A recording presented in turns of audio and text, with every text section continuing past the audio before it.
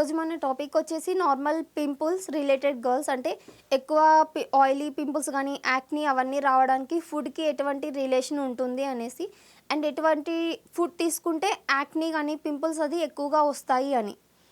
So ఏంటంటే ఇప్పుడు మనం తీసుకున్నామంటే యాక్నీ పింపుల్స్ ఇవన్నీ కూడా ఏదైనా రిలేషన్ ఫుడ్కి ఉందా అంటే కంపల్సరీ ఉంది. ఎందుకంటే మనం తీసుకునే ఫుడే కదా దాని మీద ఎఫెక్ట్ అవుతుంది, మన లైఫ్ స్టైల్ కానీ అవన్నీ కూడా. సో ఏంటంటే అది కొంచెం కాన్సన్ట్రేట్ చేయాల్సి ఉంటుంది.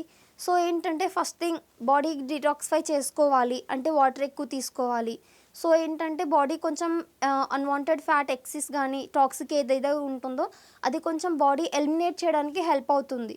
లైక్ సో మీరు you can prefer to like some green tea, lemon tea కానీ ఎనీ డిటాక్సిఫై లిక్విడ్, సమ్ కిరా జ్యూస్ అలాంటివన్నీ కూడా ఒక టీ అంటే గ్లాస్ వరకు తీసుకోవచ్చు. ఒక small glass 150 to 200 ml. So అలాంటివి తీసుకోవచ్చు. అలాంగ్ విత్ ఏంటంటే ఆయిలీ ఫుడ్ ఉంటాయి కదా, లైక్ హై ఫ్యాటీ ఫుడ్ కానీ షుగర్స్ ఉన్న ఫుడ్ కానీ and high glycemic index food ఉన్నది తీసుకోకూడదు. ఎప్పుడైతే మనం గ్లైసమిక్ ఇండెక్స్ ఎక్కువ ఉన్న ఫుడ్స్ తీసుకుంటామో nothing but sugar foods. So ఆ షుగర్ ఫుడ్స్ తీసుకుంటామో అది ఇన్సులిన్ రెసిస్టెన్స్ మీద ఎఫెక్ట్ అవుతుంది, ఇన్సులిన్ని రెసిస్ట్ చేస్తుంది.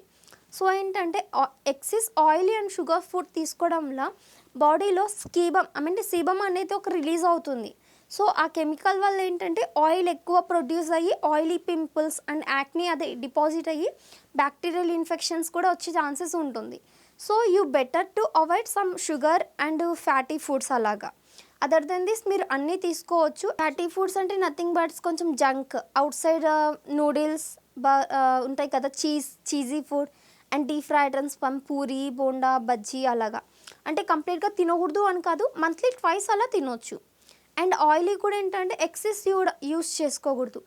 అంటే యాజ్ పర్ రికమెండేషన్ ఏంటంటే పర్ హెడ్ వచ్చేసి 1/2 లీటర్ ఆయిల్.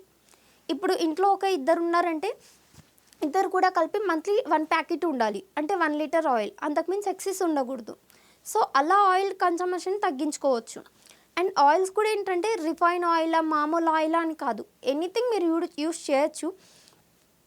బట్ ఏంటంటే ఈ మంత్ సన్ఫ్లవర్ యూస్ చేశారనుకోండి, నెక్స్ట్ మంత్ కొంచెం సఫోలో, రైస్ బ్రాన్ అలా ఆయిల్ సీడ్ అనేది ఎవ్రీ మంత్ చేంజ్ చేస్తూ ఉంటే ప్రాబ్లం ఏమీ ఉండదు.